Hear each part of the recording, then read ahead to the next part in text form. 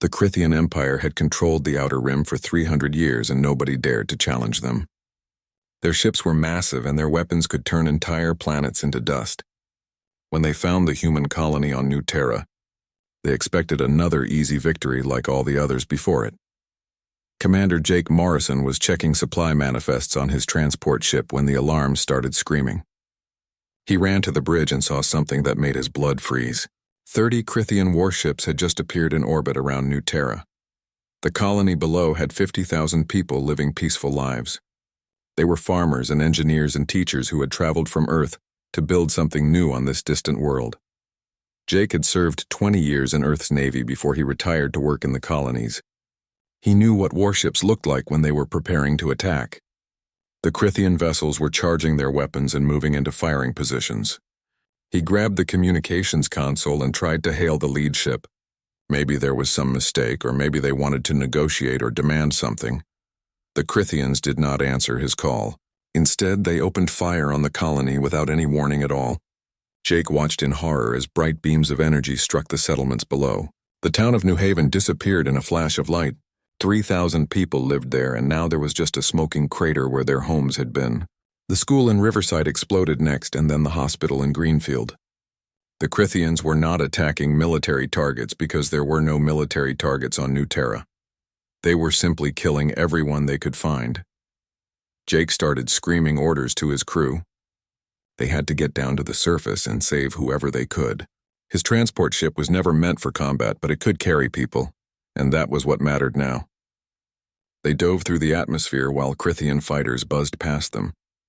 The pilots were laughing on the open channels. They thought this was fun. The transport landed near the edge of Riverside where some buildings were still standing. Jake and his crew ran through the streets pulling survivors from collapsed structures. A woman named Claire was trapped under a beam with her 2 children crying beside her.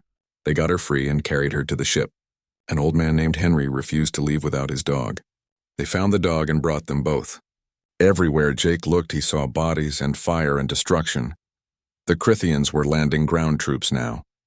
Their soldiers were 8 feet tall with armor that made them look like walking tanks. They moved through the streets executing anyone they found. Jake saw them shoot a group of teenagers who were trying to surrender. He saw them burn down a building that was being used as a shelter. This was not war, and it was not even conquest. This was pure murder for no reason, except to terrify anyone who might resist them. Jake managed to get 300 people onto his ship before the Crithians noticed what he was doing. Their fighters started firing at his transport, and he had to take off immediately or everyone would die. He pushed the engines as hard as they would go and climbed back into space. The ship was shaking and alarms were going off everywhere. His navigator Paul said they had maybe 10 minutes before the hull gave out completely. They needed to reach the jump point at the edge of the system. If they could jump to hyperspace, they would be safe. The Crithian ships were chasing them and firing constantly. Jake's transport was not fast enough to outrun them.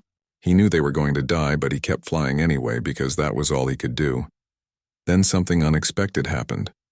The Crithian commander sent him a message. It was not a demand to surrender or a threat. It was an invitation to watch. The Crithians had set up cameras all over New Terra, and they were broadcasting everything. Jake saw their soldiers lining up civilians and shooting them. He saw them destroying the last remaining buildings. He saw children running through the streets with nowhere to hide. The Crithian commander spoke in perfect English. His name was Warlord Zexthar, and he wanted Jake to understand something very important. This was a message to all humans everywhere. This was what happened when you tried to settle in space that the Crithians wanted. This was the price for being weak. The message was going out on every frequency to every human world and outpost. They wanted everyone to see what happened on New Terra. Jake felt something break inside him. It was not fear and it was not sadness. It was a cold fury that started in his chest and spread through his whole body. He had spent his entire career following rules and being professional, and treating enemies with respect. That was what civilized people did. That was what humanity had agreed to do when they joined the community of spacefaring species. But the Crithians were not civilized. They were monsters who killed children for fun and broadcast it like it was entertainment. Jake looked at the 300 survivors on his ship. They were crying and injured and traumatized. These people would never forget what they saw today. Neither would anyone else who watched the broadcast. His ship reached the jump point and they escaped into hyperspace. The Crithians let them go because they wanted survivors to spread the fear. Jake immediately sent everything he had recorded back to Earth. The video files were huge, but he transmitted them anyway.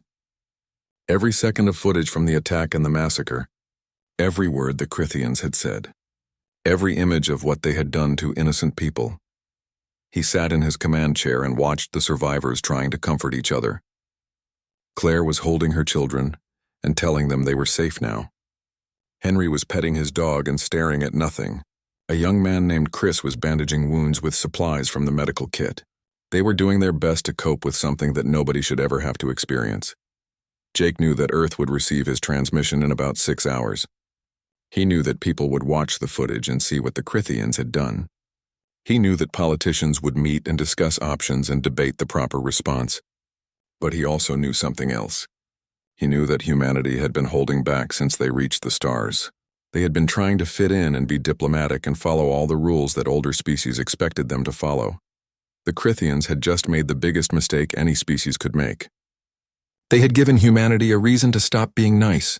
They had given Earth's military permission to use every weapon and tactic that had been locked away, because they were too brutal for normal warfare.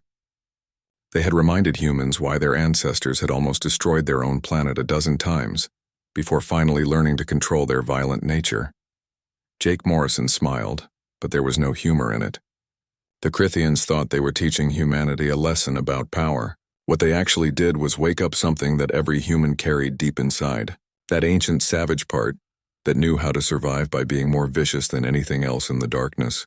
Humanity was about to teach the Crithians what real monsters looked like when they stopped pretending to be civilized.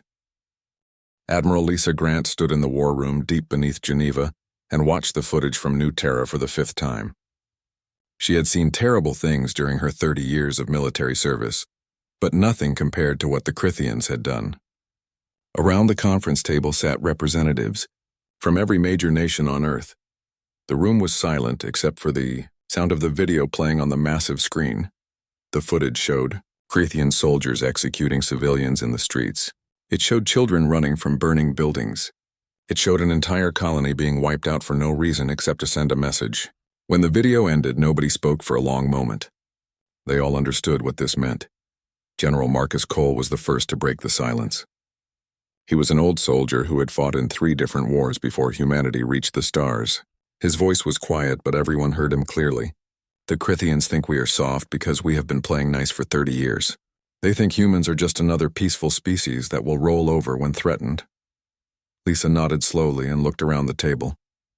Every person in this room had voted for peaceful exploration when humanity first achieved faster-than-light travel. They had agreed to follow galactic laws and respect other species and avoid conflicts whenever possible. That decision had served them well and helped humanity build relationships across the stars, but the Crithians had just changed everything. A woman named Senator Patricia Moore spoke up from the far end of the table. She represented the civilian government and had always advocated for diplomacy over military action. Her face was pale and her hands were shaking slightly. "We cannot let this stand. If we do nothing, the Crithians will attack another colony and another after that. They will keep killing our people until we stop them." The vote took less than 5 minutes. It was unanimous. For the first time since humanity joined the galactic community, Earth's military would operate without restrictions. No more carefully worded rules of engagement. No more concern about what other species might think. No more pretending that humans were not capable of extreme violence when pushed too far. Lisa Grant began issuing orders immediately. She had been preparing for this possibility since the first reports of Crithian aggression reached Earth 2 years ago. Deep in classified archives were weapons designs that other species had called too aggressive. There were tactical plans based on Earth's bloodiest historical conflicts. There were strategies that had been deemed inappropriate for civilized warfare. All of it was about to become operational. Captain Ryan Foster was patrolling the neutral zone aboard the destroyer Valkyrie when he received new orders. He read them twice because he could not believe what he was seeing. His first officer, Commander Nicole Hayes, came to the bridge and looked over his shoulder at the display. She raised an eyebrow and turned to face him. "Sir, these tactical parameters are completely different from everything we have trained for." Ryan smiled, but his eyes were cold. That is because we are not following the old rules anymore. We are going to show the Crithians what humans look like when we stop being diplomatic. Call all senior officers to the briefing room in 10 minutes. We have work to do. Across Earth's fleet, similar conversations were happening. Captains who had spent years following strict engagement protocols were suddenly given freedom to fight however they saw fit. Weapons officers who had been trained to minimize casualties were now told that enemy survival was not a priority. Tactical officers who had studied defensive warfare were handed offensive strategies that made some of them uncomfortable. On Mars, the massive shipyards that built exploration vessels received new instructions. They stopped construction on science ships and colony transports. Instead, they began building warships from designs that had been waiting in classified databases. These were not the light defensive cruisers that Earth currently used. These were dedicated fighting machines designed for one purpose only. Lieutenant Commander Amy Carter reported to her new assignment at the Mars shipyards. She had been an engineering officer on a research vessel, but her file showed combat experience from before she joined the exploration service. Now she was being assigned to a new class of ship that did not even have a name yet. When she saw the blueprints, she understood why it had been kept secret. The ship was sleek and deadly looking. Every line of its design was optimized for combat efficiency. It carried weapons that violated 3 different galactic conventions on excessive force. Its armor was twice as thick as standard warships, and its engines could outrun almost anything in space. Amy looked at the lead designer and asked a simple question. "When do we launch?" The designer grinned. 3 weeks if we work around the clock. Admiral Grant wants a full squadron ready before the Crithians realize what we are doing.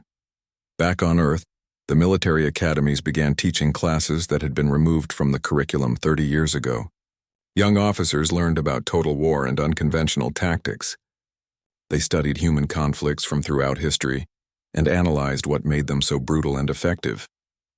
They learned that humanity had almost destroyed itself multiple times because humans were very good at finding new ways to kill each other. One instructor named Colonel Steve Harris stood before a classroom of cadets and explained something that made several of them look uncomfortable. "We have been lying to ourselves and everyone else for 3 decades.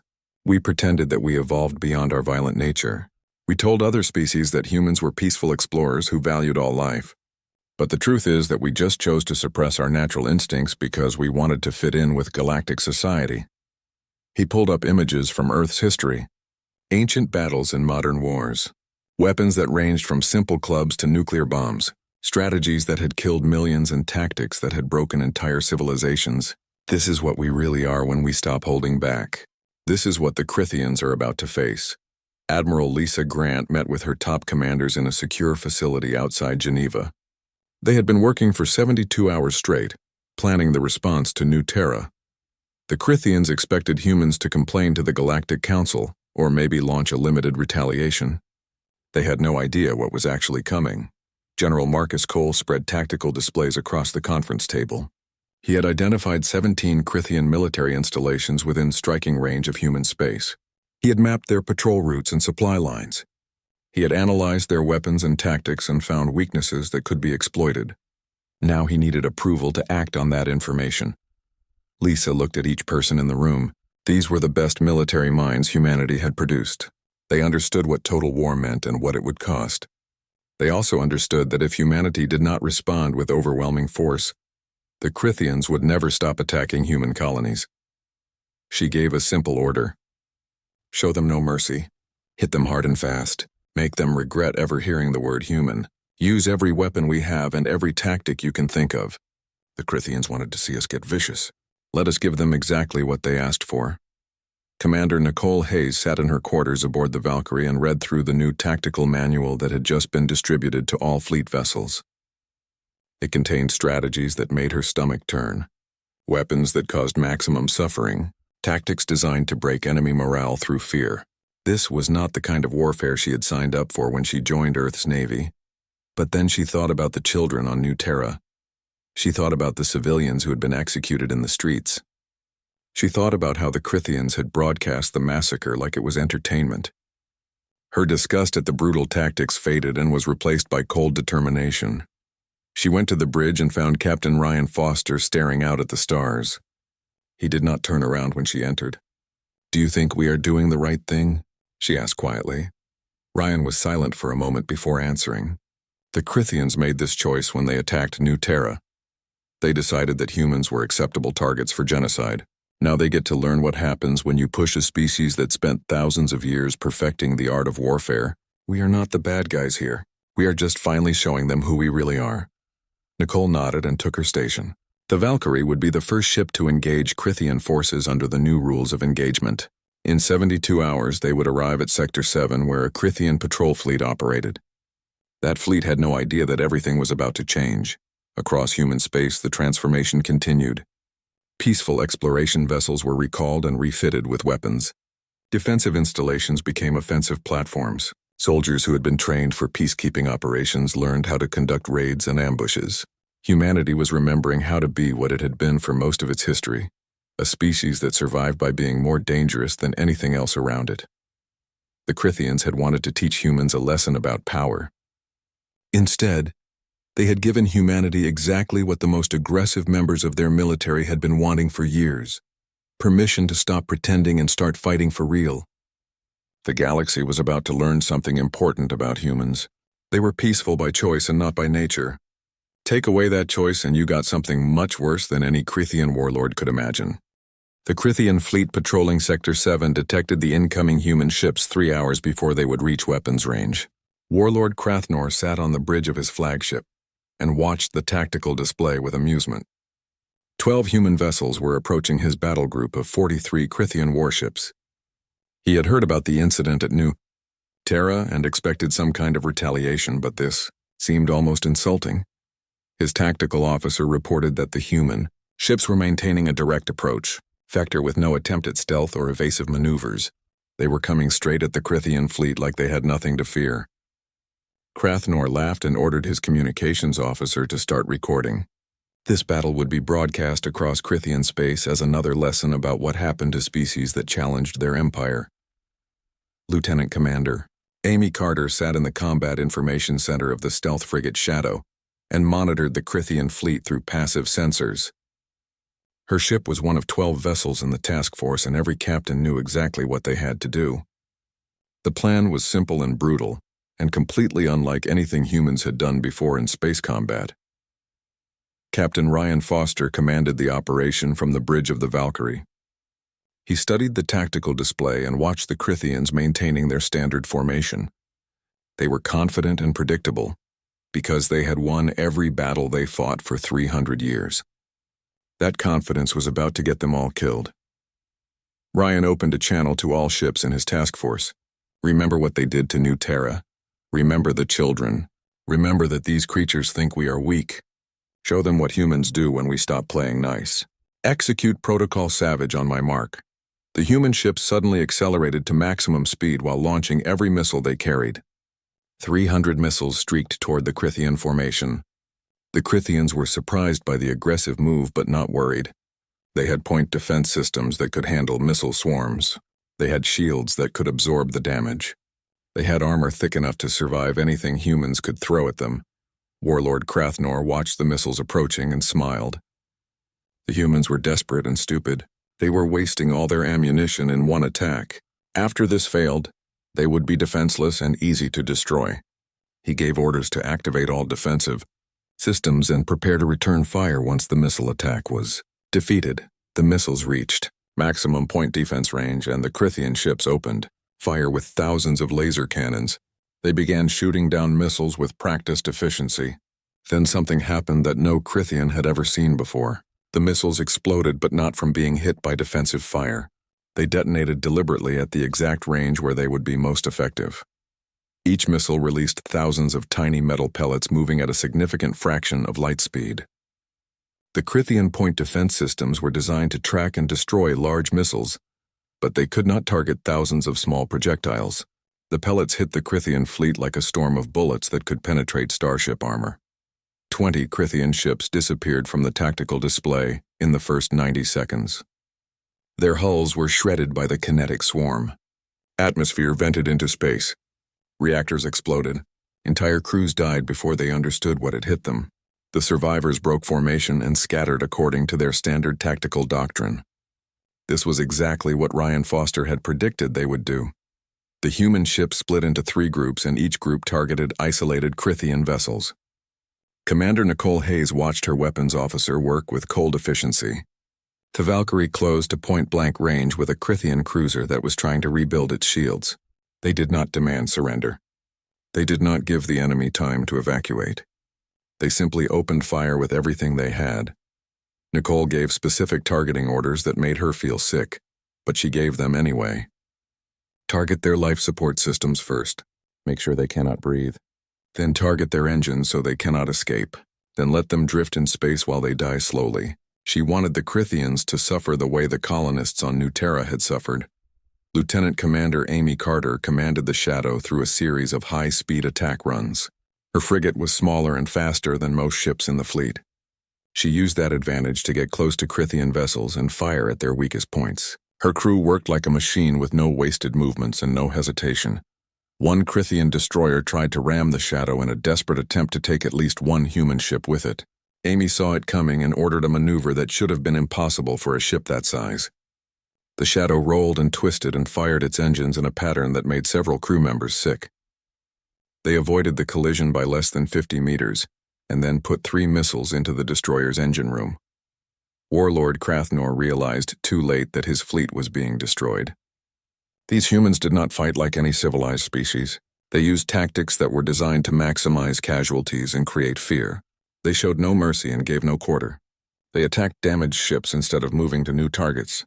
They seemed to enjoy watching Crithian vessels die slowly. He tried to send a distress signal to other Crithian forces, but the humans jammed all communications. He tried to retreat into hyperspace, but the human ships had deployed some kind of field that prevented jump calculations. He was trapped in a battle that he could not win against an enemy that he did not understand. Captain Ryan Foster watched the battle unfold exactly as planned. The Crithians were better armed and better armored, but they had no experience fighting an enemy that did not follow any rules. Humans had spent thousands of years developing tactics for total war. They knew how to fight when the only goal was complete destruction of the enemy. A Crithian frigate managed to score several hits on one of the human destroyers. The destroyer's shields failed and its hull was breached. Ryan saw crew members dying on the damage reports. For a moment he felt bad about what they were doing. Then he remembered the video from New Terra, and his sympathy disappeared. He opened a direct channel to the damaged destroyer. "Captain Phillips, are you still operational?" The response came back immediately. "We have casualties, but we can still fight. Good. Continue engaging enemy targets. No survivors." The battle lasted 4 hours. Every Crithian ship that had been in Sector 7 was destroyed. Some captains tried to surrender, but the humans ignored their transmissions. Some crews abandoned ship in escape pods, but the human vessels left them drifting in space. This was not a battle for territory or resources. This was punishment for what happened at New Terra. Warlord Crathnor survived long enough to send one final transmission. His ship was crippled and dying. His crew was dead or dying around him. He activated the emergency beacon that would broadcast on all Crithian military frequencies. His message was simple and filled with genuine terror. "What are you? What kind of monsters fight like this? You do not take prisoners. You do not show mercy. You attack the wounded and destroy the helpless. This is not warfare. This is savagery." Captain Ryan Foster received the transmission and decided to respond personally. He wanted every Crithian who heard this message to understand what was happening. He opened a channel and spoke in a calm voice that somehow made his words even more terrifying. "We are humans who have taken the gloves off. You wanted to see us get vicious. You murdered our civilians and broadcast it like entertainment. You thought we were weak because we chose to be peaceful. Now you know the truth. We are not weak. We were just being polite. That ends today.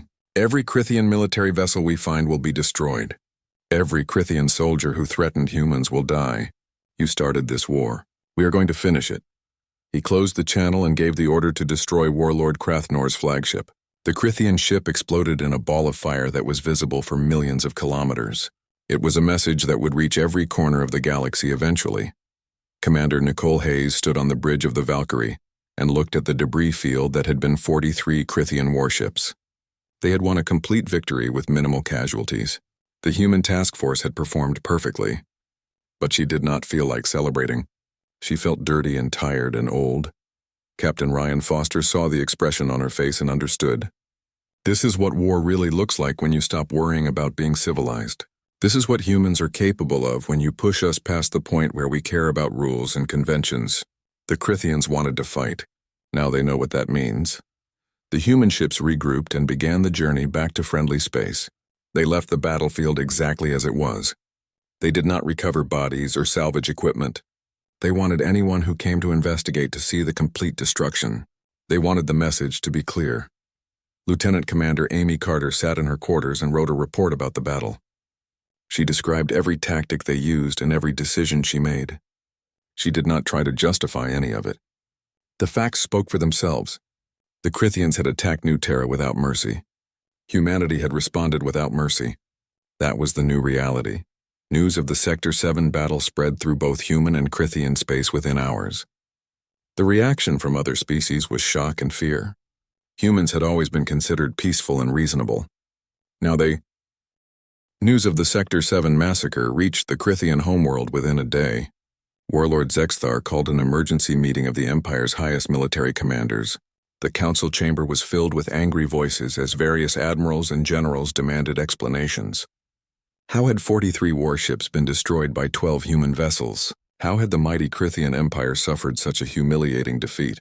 Zexthar silenced the room with a gesture and played the recordings from the battle. The assembled commanders watched in stunned silence as human ships tore through their fleet, using tactics that violated every convention of civilized warfare. The kinetic swarms that shredded armor, the targeting of life support systems, the refusal to accept surrender, the deliberate destruction of disabled ships. One admiral named Vrextor stood and pointed at the screen with a shaking hand. They are using prohibited weapons. Kinetic kill swarms violate the galactic warfare conventions. We should report this to the Council and have sanctions placed on humanity. Zexthar's laugh was cold and bitter. We slaughtered their civilians, including children, and you are concerned about conventions? These humans do not care about rules anymore.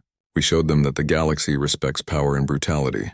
Now they are showing us that they can be more brutal than we ever imagined.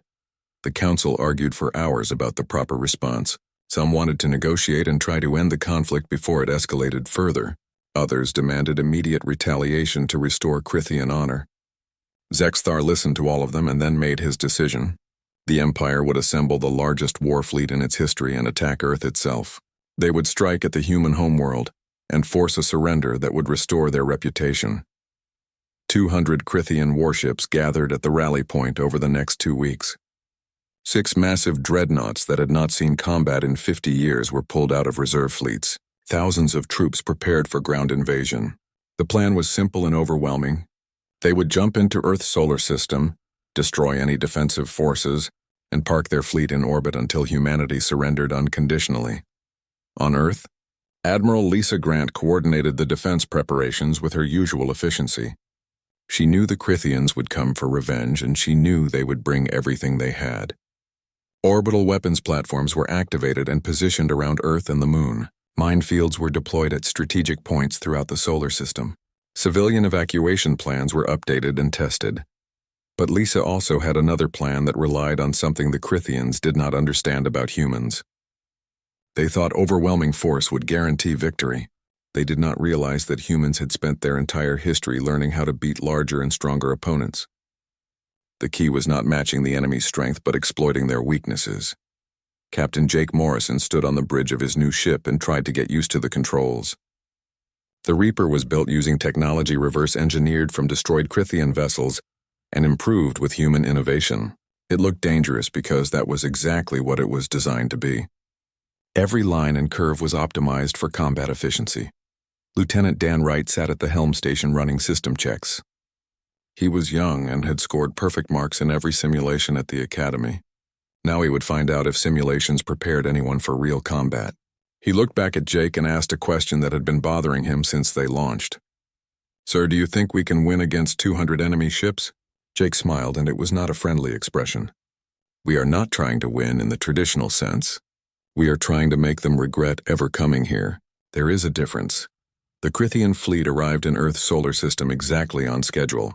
They emerged from hyperspace at the edge of the Kuiper Belt, in a formation designed to intimidate. 200 warships, including 6 dreadnoughts that dwarfed anything humanity had built. Warlord Zexthar stood on the bridge of his flagship and allowed himself a moment of satisfaction.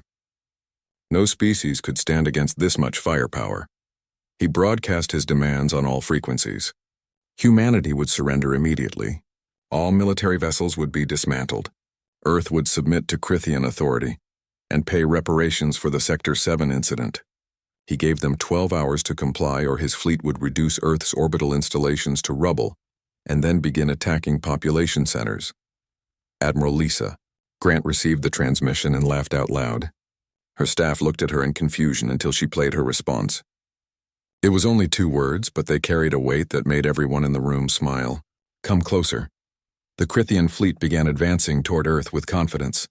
They expected token resistance, followed by desperate negotiations, followed by surrender. What they encountered instead was a carefully planned nightmare that used their own tactics against them.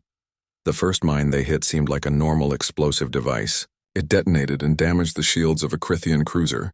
Standard warfare. Then the mine did something unexpected. It transmitted the shield frequency and damage pattern to every other mine in the field. The mines adapted their detonation sequences based on this information. The next wave of mines hit the Crithian ships at precisely calculated intervals. Each explosion was timed to maximize cumulative damage. The mines learned from each engagement and adjusted their behavior. It was like fighting an enemy that got smarter with every attack. Warlord Zexthar ordered his fleet to push through the minefield. They had the numbers and the firepower to overwhelm any fixed defenses. His ships took damage, but nothing critical. They would reach Earth orbit in 6 hours and end this foolish resistance. Then Earth's defense fleet appeared. 120 warships emerged from positions hidden behind the moon and various asteroids. They had been waiting in complete silence with all systems powered down. The Crithians had known about Earth's fleet, but had not been able to locate them until it was too late. Captain Ryan Foster led the first wave of attack ships straight into the Crithian formation. His squadron moved with coordination that seemed impossible. Every ship knew exactly where the others would be. Every maneuver was calculated to support the overall strategy. It was like watching a single organism with many bodies. The Crithians tried to respond but found themselves constantly off balance. Every time they adjusted to one threat, another appeared from an unexpected angle. The human ships fought with a precision that came from centuries of military tradition and decades of training. Together, Commander Nicole Hayes commanded a group of heavy cruisers that focused on the Crithian dreadnoughts. These massive ships were the pride of the Crithian Empire and had armor thick enough to withstand sustained bombardment. Nicole did not try to penetrate the armor. Instead, she targeted the sensor arrays and communication systems. Blind and deaf dreadnoughts were just expensive targets. Lieutenant Dan Wright piloted the Reaper through combat at speeds that should have been impossible. He wove between enemy ships and fired at weak points that he identified in fractions of a second. His natural talent combined with extensive training made him one of the most dangerous pilots in the fleet. Behind him, Jake Morrison coordinated attacks with other ships and called out priority targets. The battle raged for 18 hours without pause. Ships on both sides were destroyed. Thousands of people died in the cold vacuum of space, but the mathematics of the engagement slowly tilted in humanity's favor. The Crithians fought with raw power and aggression. The humans fought with calculated precision and ruthless efficiency. Warlord Zexthar watched his fleet being torn apart and could not understand what was happening. His ships were superior in every measurable way. His crews were experienced veterans. His tactics had worked for 300 years, but nothing he did made any difference. The humans countered every move before he finished making it. He finally realized the truth. The humans were not just fighting. They were hunting. Every attack was designed to set up the next attack. Every feint drew Crithian ships into kill zones. Every retreat lured enemies into traps. This was not the warfare of civilized species trading blows until one side yielded. This was the warfare of predators eliminating threats to their territory. 6 Crithian dreadnoughts entered the battle. 6 Crithian dreadnoughts were destroyed. Some took hours to kill, but all of them eventually died. The humans focused fire until shields collapsed and then poured everything they had into critical systems. It was not elegant and it was not quick, but it was effective. Admiral Lisa Grant stood in the command center and monitored the battle from Earth. She watched the tactical displays and made adjustments to the overall strategy as needed. She had predicted that the Crithians would bring overwhelming force. She had prepared for exactly this scenario. Now her preparations were paying off. Captain Jake Morrison saw a Crithian cruiser. Trying to break away from the main battle and head toward Earth, he positioned the Reaper to intercept and opened fire at maximum range. The enemy ship's shields absorbed most of the damage, but Jake kept firing. He chased the cruiser for 20 minutes while pouring missiles and energy beams into its defenses. The cruiser's shields finally failed, and Jake switched to kinetic rounds that punched through the hull. He did not stop firing until the enemy ship was a drifting wreck. Then he turned the Reaper around and headed back to the 3 months after the Battle of Earth, the Galactic Council convened an emergency session that every spacefaring species attended. The massive council chamber on the neutral station orbiting Centauri Prime was filled with delegates from across known space. Some came to condemn humanity's brutal tactics. Others came to understand what had changed in the balance of power. A few came hoping to avoid being humanity's next target. Admiral Lisa Grant walked into the chamber wearing her full dress uniform with medals from battles that had shocked the galaxy. Captain Ryan Foster and Commander Nicole Hayes accompanied her as military advisors. The three of them represented Earth's position, and nobody in the room could ignore what that position meant anymore. The Crithian ambassador was a bureaucrat named Tolvar who had replaced the disgraced warlord Zexthar. He stood at the central podium and spoke with barely controlled fury. His voice echoed through the chamber as he listed humanity's crimes. The humans have violated every convention of civilized warfare. Their tactics are barbaric and their weapon systems are unconscionable. They refuse to take prisoners. They target disabled ships. They show no mercy to defeated enemies. They must be brought under control before they threaten every species in the galaxy. Several delegates murmured agreement. The humans had won their war, but the methods they used frightened everyone. Species that had considered themselves safe now wondered if humanity would turn its attention to them. The comfortable order of galactic politics had been shattered by 12 human ships in Sector 7, and then broken completely at Earth. Admiral Lisa Grant waited until the chamber fell silent before she stood. She did not rush to the podium or raise her voice. She simply walked calmly to the center of the room and looked at each delegation in turn. When she finally spoke, her words carried the weight of absolute conviction. You attacked our colony without provocation. You murdered 50,000 civilians, including thousands of children. You broadcast the massacre across the galaxy as entertainment. You thought we were weak because we chose to be peaceful for 30 years. You learned very expensively that there is a fundamental difference between inability and restraint. Tolvar interrupted angrily. So you admit your tactics are extreme and barbaric. You admit that you violated galactic law. Lisa turned to face him directly. I admit that when you threaten human lives, we stop worrying about seeming civilized and start worrying about winning. Every weapon we used and every tactic we employed came from our own history. We have been fighting each other for thousands of years. We got very good at it. We chose to put that behind us when we reached the stars. You reminded us why we developed those skills in the first place. A delegate from the Centauri Alliance stood and spoke carefully. Are you saying that humanity will continue using these aggressive tactics in future conflicts? Many species here are concerned about what this means for galactic stability. Commander Nicole Hayes stepped forward with a data pad. She activated a holographic display that showed 47 different species and the dates they had been attacked by Crithian forces. None of you received support from the Galactic Council when the Crithians attacked your colonies. None of you received justice when they murdered your people. The Crithians operated with impunity for a century because everyone was too afraid to stop them. She paused and let that information sink in. Until humanity stopped them. We did not want this war. We did not start it. But we finished it. And we will finish any other conflict that threatens human lives or the lives of our allies with the same efficiency. The chamber erupted in arguments and debates. Some species thanked humanity for defeating the Crithians. Others demanded that Earth be sanctioned for excessive force. A few quietly approached the human delegation to discuss defense agreements. The old order was collapsing and everyone was scrambling to understand the new reality. Captain Ryan Foster watched the chaos and spoke quietly to Lisa. They are terrified of us now. Is that what we wanted? Lisa shook her head slightly. We wanted to be left alone to explore and build and grow.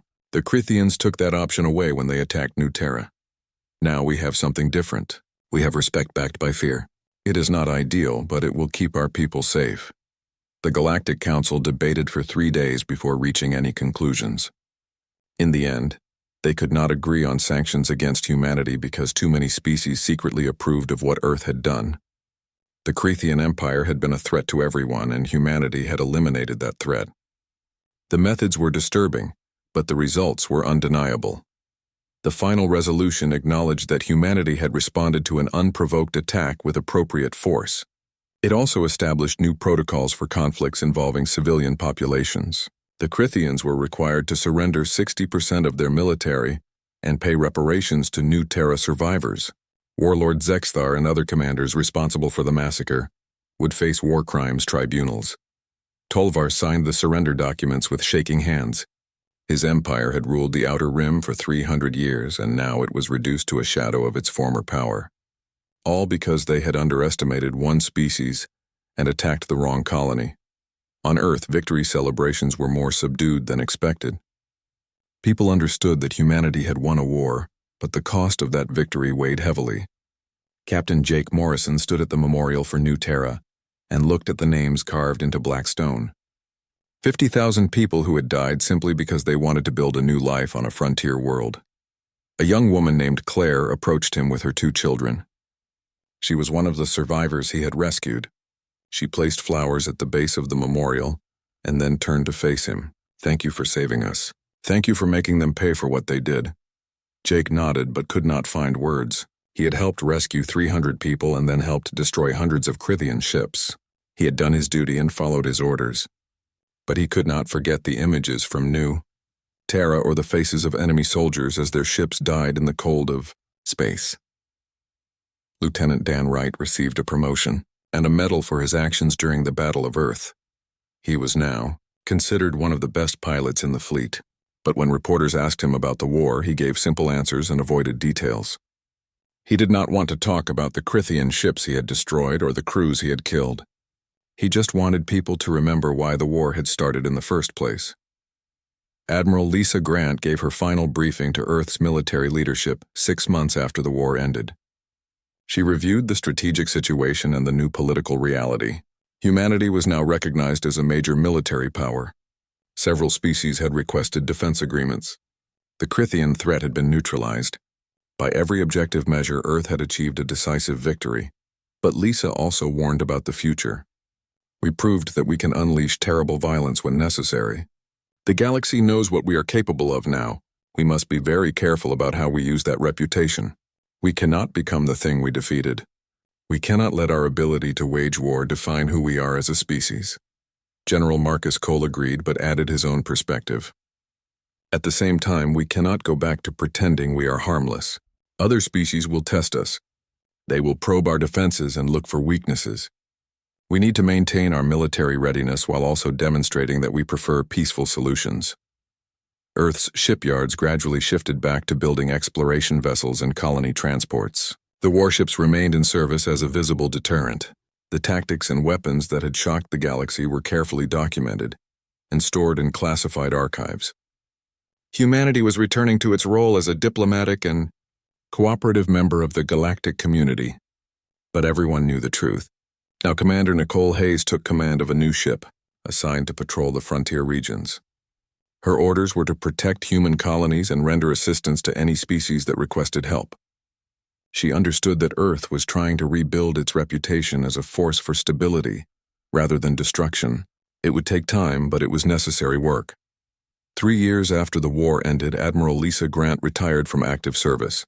She gave a speech that was recorded and distributed to every military academy in human space. Her words summarized the lessons of the Crethean War in a way that resonated with everyone who heard them. "We prefer peace, and we will always choose diplomacy when possible. But if you mistake our kindness for weakness, if you harm our people thinking we will not respond, you will discover that humanity has thousands of years of experience in making war. We are very good at it. We just really hoped we would never have to prove that to the galaxy." The recording became required viewing for every officer and enlisted person in Earth's military. It reminded them of what they were capable of and why they should avoid becoming that unless absolutely necessary. It also reminded them that sometimes being peaceful required the ability to be dangerous when needed. Captain Jake Morrison, returned to civilian life and helped rebuild New Terra. The colony had been abandoned after the massacre, but survivors wanted to reclaim it. They wanted to prove that humanity would not be driven away by violence. Jake supervised the construction of new settlements and watched families return to make their homes on the frontier world. On the 5th anniversary of the attack, a ceremony was HFY